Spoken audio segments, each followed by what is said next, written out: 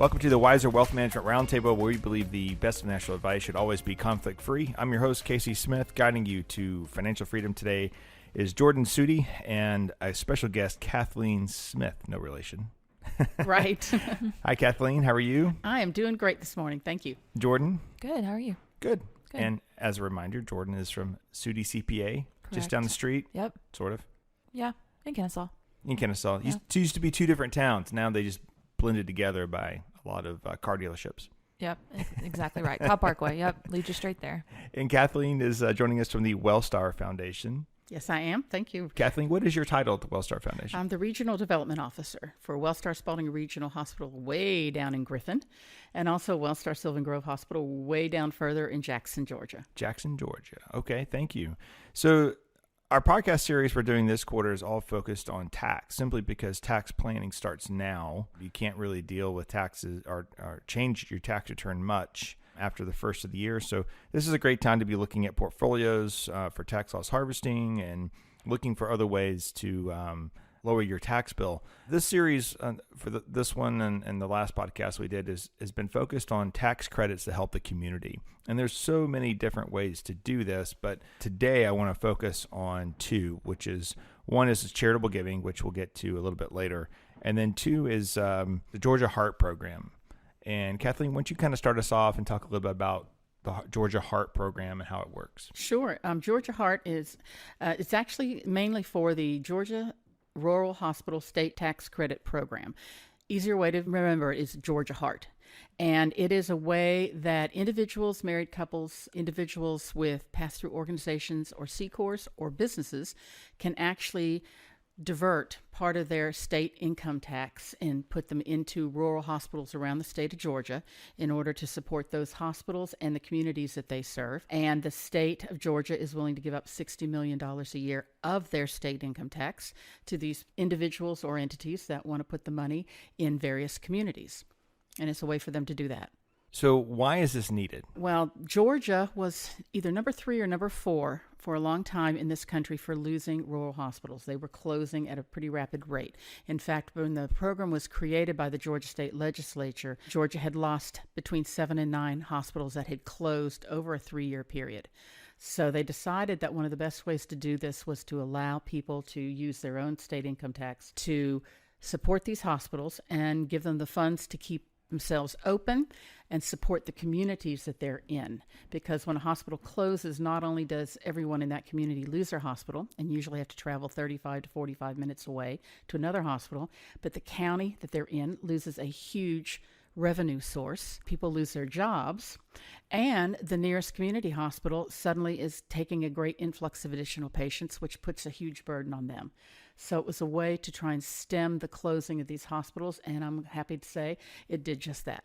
So in the Wellstar program, the only hospital is the Sylvan Grove. Sylvan Grove, and Wellstar Sylvan Grove Hospital is the only rural hospital that Wellstar owns. To be considered a rural hospital, a hospital has to be in a county that has under 26,000 population. So these are your smallest areas in Georgia. So Wellstar Sylvan Grove in beautiful downtown Jackson is Wellstar's hospital, and it's Wellstar's oldest hospital facility. It was built in 1962, and this program has been a real godsend for them. We've gotten a lot of new services. We've gotten a lot of new capital building, and we have a lot of future plans for the hospital and the community that probably would have happened in Wellstar years out, but this program allowed us to pull it up and do it all right now. How long has this program existed? 2017 is when the first year for the program, and the program right now is scheduled to end in 2024. How have the revenues been used at your hospital at Sylvan? Primarily for capital and also for services. My best story I can tell you is that we took the funding from 1 year and we decided to completely rebuild the emergency room, upgrade all the equipment, rebuild the emergency room, expand it. And we did that, and we opened it in December of 2019, and COVID hit in February the 2020, and this became a godsend for that community because they had everything that was needed to meet that pandemic in that community, thanks to this program. That's great. So there is one restriction that's executive compensation, I believe, from the funds. So we're not padding the pockets of rural hospital executives, which is, I don't know, Probably not that much money anyway, being an Right. executive at a rural hospital. Okay, so tell us a little bit more about Sylvan itself. I think you mentioned earlier it was built in 1962. 1962 is when the hospital was built. Today, it is an acute care hospital in that it has a 24-hour emergency room. It has full imaging capabilities and lab capabilities. The hospital itself has 26 rooms, but the primary function of the inpatient rooms is as a critical access hospital. And a critical access hospital is really for people who are going out of a hospital like a Kennestone or a North Fulton or a Cobb or Spalding Regional in Griffin. And they have had hip replacement or joint replacement or a stroke. They're recovering and they're not ready to be able to take care of themselves in their home. So they can go to a critical access hospital and receive the care they need, physical therapy, occupational therapy, speech therapy, and they can stay there for weeks while they recover and become strong enough to then be able to go home. And so that's what Sylvan Grove primary function for their inpatient rooms is. And they service a 9-county area south of Atlanta. So let's back up a second and talk a little about the Wellstar Foundation, which helps promote growth and research and different items within the hospital, including supporting its own employees in crisis. So many people think that if you go to the hospital, oh, these people just make tons of money. I see these invoices and these bills, and this is how much the hospital is making. And actually, Wellstar is a nonprofit. Not for profit. Yes, it is. Correct. Yes, it is. Or not for profit. Thank you for correcting me. Walk us through a little bit. Why are these funds needed? Why can't you just, if you're making millions of dollars a patient, I say that with sarcasm. First of all, every penny that we take in through any of the hospitals, anything that's left at the end of the year has to be put back into the hospitals. It has to be put into our hospital system, and that's a law. And we get audited every year, so that's taken a close look at. What the foundation is able to do is to make sure that today's technology, as it grows practically annually now, and new medical equipment comes out, new medical services come out, that we can actually add those services, provide a higher quality medical care, and do it much faster thanks to the support of the foundation funds. So we can actually take care of communities much better. And also we can take a look at what in each community is really needed community by community, because they're not all the same. And then we can focus funds on that need, such as behavioral health, which is a huge issue right now, and looking to help different areas in Georgia through behavioral health support and maybe new facilities. And that's something Wellstar can do with the help of the foundation. I believe that one of the last things that was funded, if I remember correctly, was basically training for doctors to where you're in a bad auto accident and you end up in a rural hospital, but they don't have the expertise there to make those emergency surgeries, that they could actually potentially in the future do it from Kennestone right down the street, where the doctor is at Kennestone, but the robot that he's controlling is in the rural hospital. Right. I mean, wild. I don't know if you want to be that patient, but maybe you would be if that's all you got. Yeah. It's something we do at most of our hospitals right now, including the hospitals very much in the south of Atlanta, is we have telemedicine. So if you come into the emergency room, say at Spalding Regional, and you're suspected of having a stroke, we have a stroke center. So we take you straight in for a CT.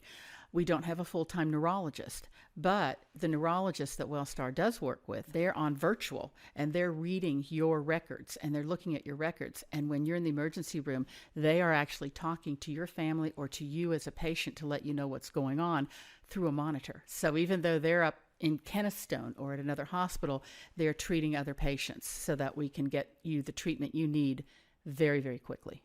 You're getting closer and closer to like Star Wars, Star Trek stuff, right? And technology has solved a lot of problems, not just in healthcare, but other industries as well. So again, the foundation, there's Wellstar Foundation, which helps bring in revenue to help do the things that maybe the hospital doesn't necessarily have the budget for. And then there's the HEART program, which is totally separate. This is run by another organization. Correct. Georgia Heart is an organization that it manages the program for all 54 hospitals involved, and we interact with them on a regular basis. And again, 100% of the funds that come into Wellstar Sylvan Grove or any of the hospitals do go into that hospital and that community. It's yeah, that's a really good point, Kathleen, because in the Wellstar Foundation, a lot of times, and it's normal that you would give $1, but maybe 70 cents of that dollar or even 60 cents of that dollar actually go to the cause that you're very passionate about. The rest of it goes for paper and printers and rent and salaries, right? Well, in the Wellstar organization, all that's covered by the corporation itself. So when a dollar goes into the foundation, there's a dollar to spend. Correct. So it's the same way with the heart program. A dollar goes in, there's a dollar to spend. It's $1 goes in, but it's 97 cents. There is a 3% that goes to maintenance of the program that the state allows. Okay. That's still a really good percentage compared to so many other options out Right. there. So let's say that we might be interested in doing this. Jordan? Yeah. How do we do it? Super easy. So if you were listening to us a few weeks ago talk about Georgia Goal, it's a very similar process. You go to Georgia Heart's website and they essentially take care of everything for you. You apply through their site and then they're the ones who speak to the Department of Revenue. They let you know if you've been approved, if there's credits available. And then once you're approved, you write your check to Georgia Heart, and Georgia Heart distributes the funds to the hospital of your choice, unless they've met their cap, in which it could go to a different hospital or just an area where Georgia Heart sees a need. Super simple. What's the program cap per year? The state's cap is $60 million. $60 million, but yes. each hospital can't benefit more than $4 million. $4 million, correct. That's the cap for every hospital. Okay. So we have some bad news in that people have already done their planning. Yeah. And 2021's closed. yes, but 2022 is about to open in a couple of weeks. Yes, it is. Georgia Heart will open the portal for 2022 tax year on November 1st. 9 a.m. on November 1st, people can go in and start registering there. All the hospitals are there. It will not let you get through your registration without picking a hospital, like Wellstar Sylvan Grove Hospital. Right. There's my plug. And you can get registered. And once you're registered and you receive your approval, you're good for the entire year. Great. So let's walk back the tax credit again. So if I give the maximum for an individual is $5,000, a married couple can give $10,000. So let's say I give $10,000 and I owe $20,000 in my state tax. Mm-hmm. So that means that on my bottom line, I now owe $10,000 in state tax. Correct. Yes. So instead of paying your state tax to the general fund of Georgia, you're allowing this to be directed to benefit something that maybe Yes. you're passionate about, or maybe you just don't want Georgia to be spending your money. Right. You get to put your tax dollars to work. And even better, this can work in conjunction with Goal. So if it's not an either or here. You could choose Goal and Heart, and then you could max this out and up to $12,500 for an individual married couple that you could completely direct your tax dollars. It's awesome. That is pretty cool. Yeah. Wish you could do that with the federal government. Yeah. Maybe one day. Maybe one day. All right. So then there's another aspect to this for businesses. Now, again, for 2021, it's closed. But if you were lucky enough to get into the program, you could give up to $10,000. But then next year in 2022, it's changing. So can we talk about that for a minute? If you're a business owner for 2022? Yes. So new rule, similar to Goal as well. You can elect to be taxed at the business level for Georgia purposes only. So you're not doing anything different for federal. But if you choose to do that, you can give up to 75% of your Georgia tax liability to Heart. And then that's a federal deduction, and then it's a credit on your Georgia taxes at the business level. But that's an option. It's an election. You can either choose to do it the old way, the normal way, where the cap is $10,000, or you can choose to do it that way, where the cap is unlimited, up to 75% of your Georgia tax liability. So then to figure out which is best for a business owner, we kind of go back to the same square as with the new Goal program, and that you really have to run it two ways. Yeah. This is probably not something you do at home. Probably not. Probably get a good CPA to help you run an either or. I know one of those. Yeah? I just met one of those. And we tell every one of our business owners, everybody who participates, to please talk to your CPA, talk to a tax accountant, make sure that you know what you're doing before you do all this. Right. So instead of blindly filing taxes, even if you just owed $1,000 or $500 in Georgia tax, you could write a check for $500 or $1,000 into the program. So it allows you to really have each tax dollar have a purpose in your local community or nearby community in this case, because we don't live in a rural community here in Marietta, Georgia, or Atlanta. And the same way with the Georgia Goal program. Mm-hmm. And even if you write a check and it's larger than your liability for the year, you get to carry forward that credit up to 5 years. So your dollars aren't going to waste with the hospitals, obviously, but also not on your taxes either. Great. Mm-hmm. Well, Kathleen, anything else to add? No, just that I hope everybody will consider the Georgia Rural Hospital Tax Credit Program. Georgia Heart. And if you do want to register or get more information, you can go to www.georgiaheart.org and get all the information you want. And if you do decide to participate, remember Jackson, Georgia, and Wellstar Sylvan Grove Hospital. Okay. Thank you. Thank Thanks, you. guys. So now I want to transition the conversation to, we're talking about tax credits, for Georgia Goal, but there's other tax credits you can get as well. And it's just general charitable giving.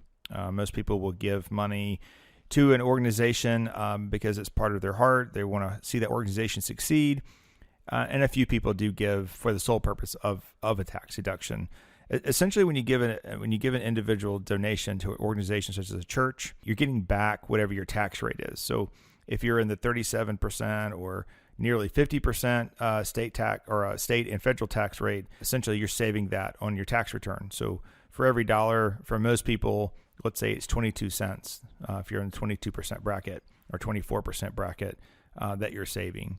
So it's never dollar for dollar, but it does have an impact on your return. It has an impact on other people's lives as well, which is part of the transition here. I want to talk to a group today, or I'm going to show you an interview with a group today that I think we all could learn from. In life, I feel like that there are people who enter life and whatever just happens, and they kind of take it and say, okay, well, this is just my life. Then there's people who enter life and they make sure that they make life happen. Life doesn't happen to them. And we read about them all the time in history books, right? And then there's another group of people that not only make life happen for them, but then they turn around and make sure life is happening for other people. And that's where I want to introduce my guests today. Today I have with me Humphrey Kanga. Yes. Hi, Humphrey. Yes, Casey. And I have McGee Spencer. Hello. And I've just learned your story, Humphrey, and I'm already impressed. Thank you. I've always wanted to say I've written a book. I've never had the patience to actually sit down to write a book. And you have two books. Yes. Yes, I one do. is The Journey Against All Odds. Yes. And the other one is Rebranding to Win. Yes. And the reason why I have you in today is to give an example of what happens when we give money beyond ourselves to other people. And there's a lot of organizations that will take our money, but I feel like there's very few organizations that are actually making a huge impact on other people's lives. So let's start a little bit about what you're doing with Kenya Connection Kids. Thank you so much, Casey, for having me today. My name is Humphrey Kanga. I come from Kenya.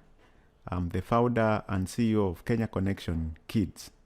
Kenya Connection Kids is a ministry whose mission is to uplift the lives of the orphaned and the destitute children in Kenya. Let me say, close to 2 decades, we have been helping with the orphaned and destitute children. I came over in this country in 2001 because I wanted to empower myself for the ministry that I'm doing.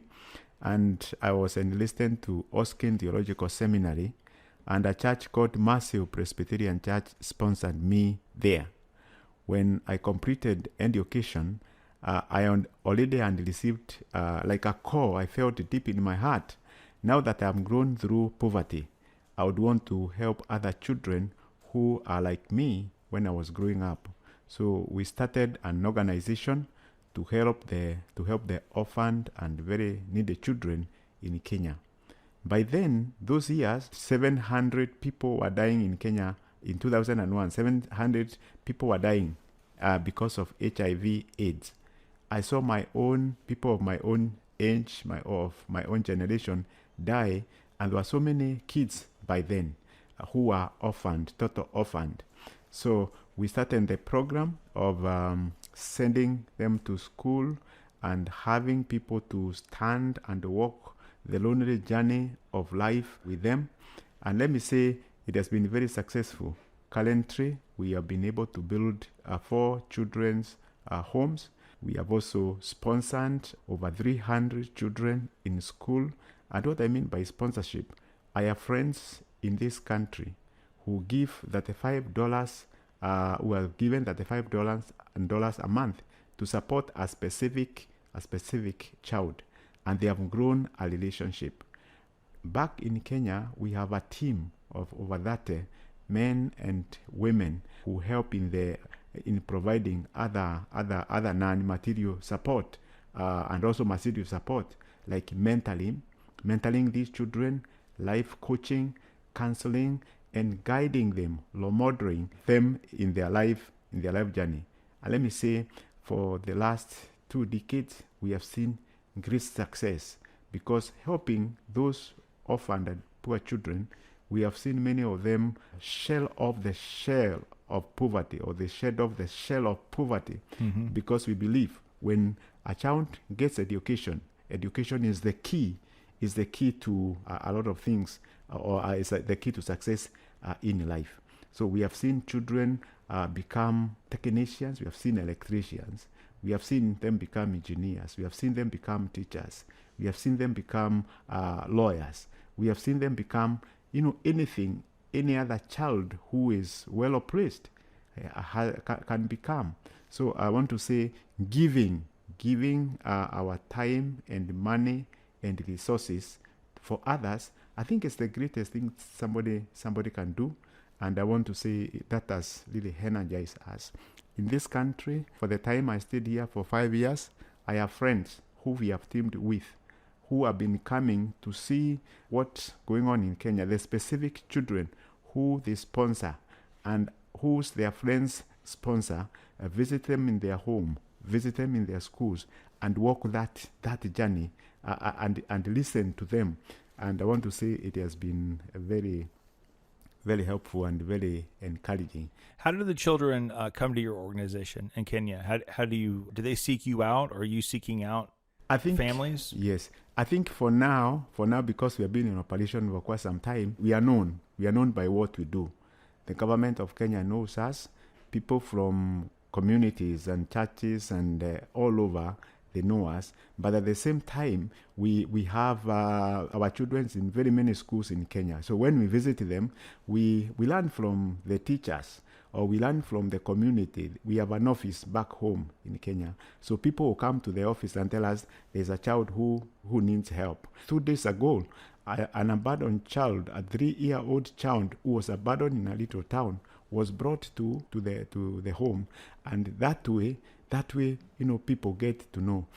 So we have the networks, and we also go to the field to verify among the bunch of poor children here, who is the most needy? Because again, you may not be able to help each and everyone. So we get the most needy of them all, and then we put them through the program. And with the $35 we receive from a sponsor from the States or from other part of the world, we stretch that dollar to provide school supplies, to provide school levies, to buy clothes, we buy shoes, to provide food, and that money is stretched into the life of that child, and we have seen a great change. So $35 a month, yes, helps support a child pretty much through everything that they need in Kenya. That's hard to believe when you think about the cost of living here, but I guess that makes sense. When you receive the $35, are you helping only children that are living in your homes, or are you also helping children that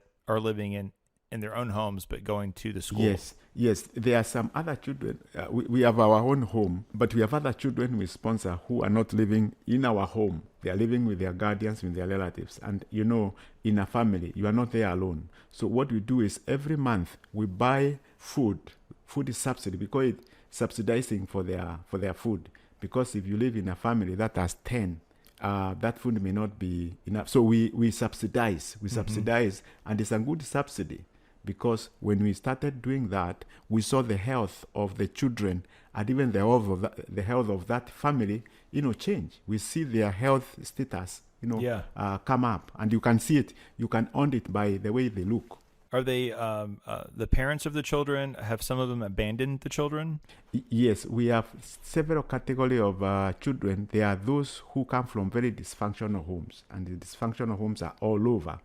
Such that you find the only person who takes care of that child is a grandmother. We have children who are taken care of by a single mama or a single dad.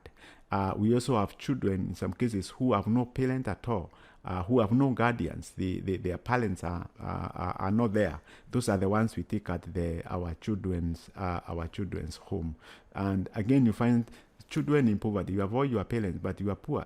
I don't know how poverty comes, because sometimes you find you are born in that poverty cycle and you are not able to get out. But you believe with education, when we empower them through education and with the skills, life and other technical skills, they'll be able to get out, and they'll change themselves and change the generation, and eventually change the country. And you experienced this yourself, is that correct? Yes. I grew in a family of 15 children. And 15? Yes. Wow. And my father and my mother and my stepmother they were not rich people. So we depended upon food grown from the garden. So 15 people with the parents who have no job, who are only doing gardening and who have nothing much. It was so difficult. Many times I remember I went without food. There was no food to eat. And when you don't have food to eat, it's not good. It Right. bites you. The hunger bites you hard. Right. And an experience you cannot forget. So I agree with those experiences. You have no comfort. At night, there is no blanket. We call it blanket. You have no enough blanket to cover yourself at night. It was too cold for me. At the times, you have to wake up at the middle of the night to make fire. So that at least you can get warm, because you have no comforter. Right. So many times you are sent out of away from school because your father or your parents have not paid the levies. So I agree with those images. So it was very bitter for me. So I felt when I grew up, and I felt like I would want to get into this fight.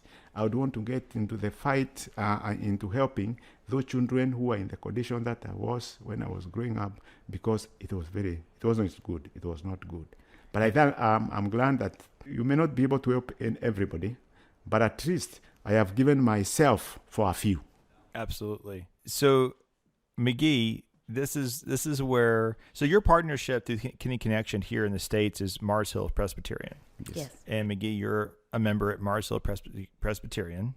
Also are you? Or that's what you do Kinney Connection through there? Yes. Okay. And then you're a retired school teacher. Yes. A very good retired school teacher. I can tell. I just know these things. And you still do some part-time work. Yes, with, I do. with the students. So tell me a little bit about how all this got started through Mars Hill. It was an interesting day when a young African-American entered the doors of Mars Hill Presbyterian, and he had walked to the church from a location down the way. And I tell the story because he had this drive to come here to get a seminary education. At that time, only 1 out of every 700 ministers in Kenya had any sort of formal education. So he felt led to come here to go to school, and then wished to go home and start a Bible college to share that information with others. So the long story is that Mars Hill sponsored him through his seminary, and when he went back home to start his Bible school and he saw all of the orphans and the very poor children who were abandoned on the street sometime, who had been abused or whatever, he realized he would have to postpone that dream of the Bible college because it was the children that needed to become the priority for him. Well, let's go back to the story you told when we weren't recording. Okay. Of how he got here down to Atlanta. Right. Well, he spent a lot of time trying to convince his wife that he needed to come to America, and that trip stretched out to 5 years. But so he had received an invitation to attend a Bible conference in Tennessee. He had no idea where this was. But he had $5 in his pocket by the time he reached Tennessee. And at the end of the Bible conference, someone stood up and said, "We have a bus that's going to Atlanta in the morning. Would anyone like a ride to Atlanta?" Well, Humphrey came here with no knowledge of any sort of seminary or how you would apply or how much it cost or anything else. So he raised his hand. And actually, that bus arrived at the Big Chicken, and they woke him up. And they said, "Well, you may want to get off out here before you get all the way into Atlanta." So he had a phone number in his pocket of some friend, some Kenyan who lived in America. That's all he knew. And he called the guy and he lived 5 minutes from the Big Chicken. Oh, wow. And they came and picked him up, and anyway, he ended up renting a house or he actually rented a laundry room in the basement of a home for a while, and he walked to Mars Hill Church, and that's where it all started. He came expecting nothing, because it's not in their culture that someone would support you to do this. Sure. He was going to find a way, and he took a job washing cars, and he walked from Ackworth to Kennesaw to do that. Wow. Just getting it done. Just got to do what you got to do. Yeah, absolutely. No excuses. No excuses. Didn't blame society. No, Didn't blame. no. Didn't blame your parents. Nobody didn't- owed me anything. Yeah. That's refreshing, actually. So we start we have Start Kenny Connection after all that. Yes. And then Mars Hill is kind of the home base. But you're talking with other organizations as well.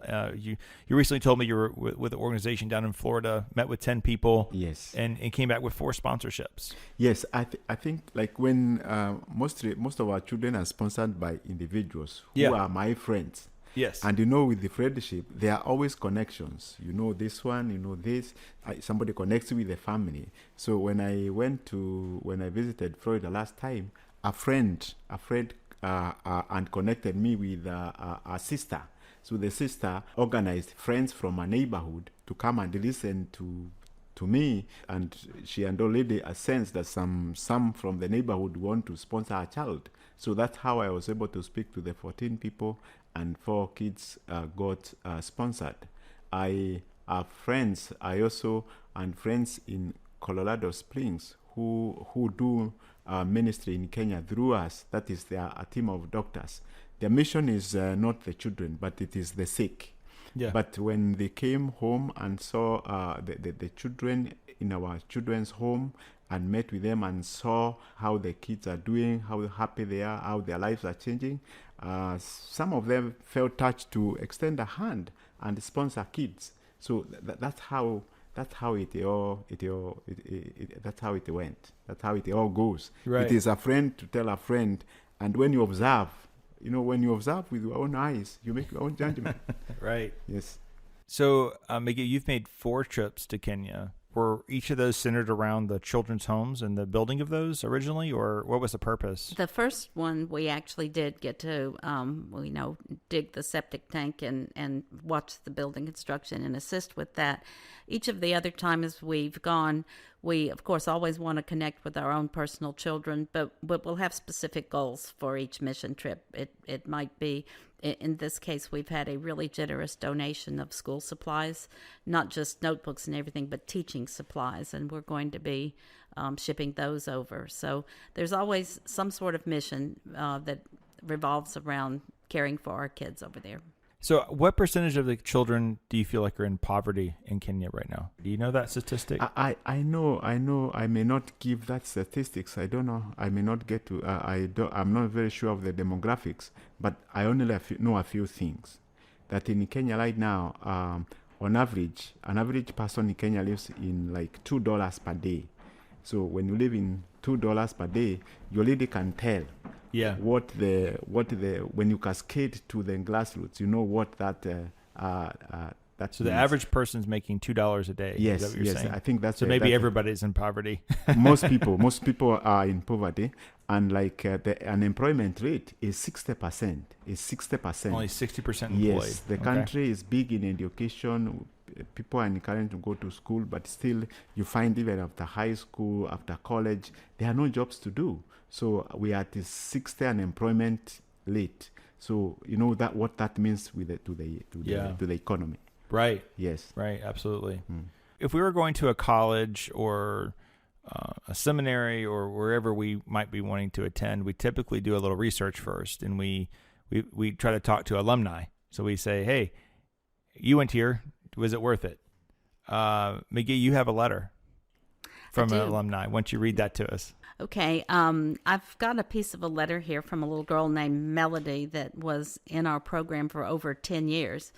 And Melody didn't have an individual sponsor, but she was sponsored by a Sunday school class at a Methodist church in Calhoun, Georgia.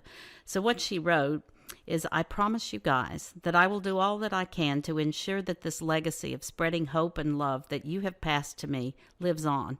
As you have dedicated a part of your lives to me by keeping me in school, I believe that I too will do the same for someone else.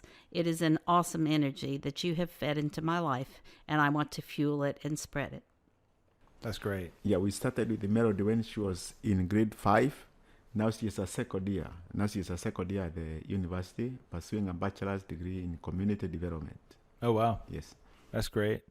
And then, and who's paying for her college? The sponsor. The sponsor. Yeah, they are helping her with Tuition? with the tuition and upkeep. That's great. So Yes. what I'm getting from this program is, from your program, is you're actually able to connect with the child that you're sponsoring. And Yes. I assume that there's not always success stories, that Yes. there's people who Sure. make bad decisions because we're Yes. human and we have free will. That's true. And you have to work through that. But at the same time, you're probably helping Yes. more. There's probably more success stories than not success stories, Yes. if I had to guess. We have challenges because when you're dealing with over 300 children, it's like a family. Right. The dynamics you find in a normal family, those are the dynamics we have. We have kids who will be very obedient and who will listen to what we are saying and will be successful. But at the same time, you have others who have eyes but they don't see, and Right. they will give you some trouble. But in the most part, we have a bigger percentage of those who will listen because we have a team of them who have made it through high school and through college, and others are now in the university, and others are finished, and others are working. We have teachers. So we have the difficult ones too. Yeah, absolutely. Yes. There's always a situation of the boyfriend comes along and then we need to run to Nairobi and, those sorts of situations like all teenagers, Right. Yeah, Sure. Yeah. Okay. But Humphrey he has very strict rules, and that's one of the things about the organization is that, the children are raised to be not only Christians, but just to have the same type of ethics that he does. And he works hard to find the type of people that work in the organization that serve as role models. So they counsel them and try everything they can and give them multiple opportunities and even forgiveness if they wish to re-enter the program and can show that they're sincere about it, Yeah. Yeah. Well, it's great. It sounds like you're a beacon of light in an area that would probably be a lot of depression and not a whole lot of hope, or if anything, going to other bad organizations, bad groups of people that would, drug trades, things like that, Yeah. that tend to have resources that would take people down the wrong path. So, Thank you. but yeah, getting to know the person that you're sponsoring, I think that's unique to what you guys are doing as opposed to general donations. Okay. Well, anything else you'd like to share with us while you're here?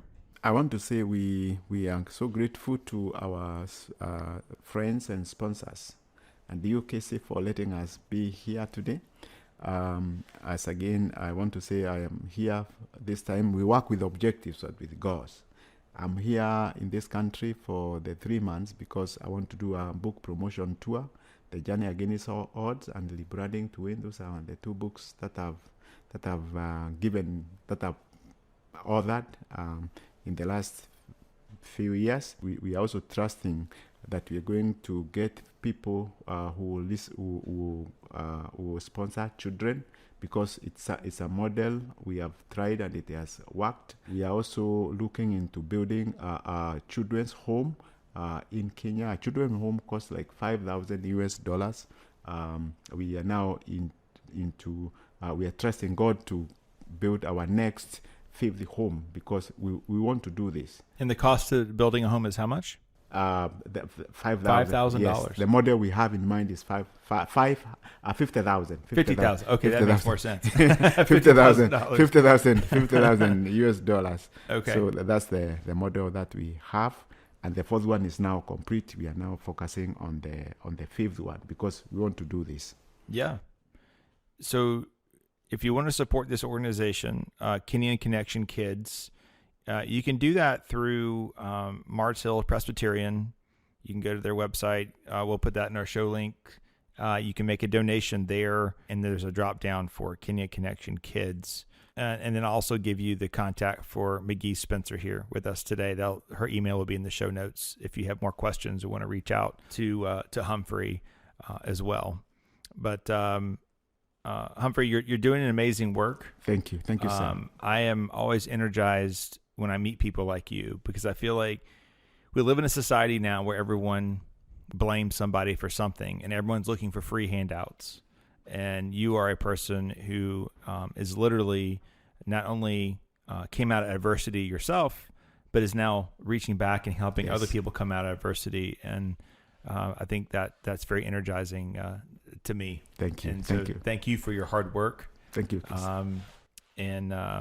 Again, you came here. You're in the States until when? November 29th. November 29th. Yes. And you go back to Kenya you come here about every other year. Yes, that's true. Your goal in this trip was to get 50 sponsors. Yes. So to sponsor 50 kids at $35 a month.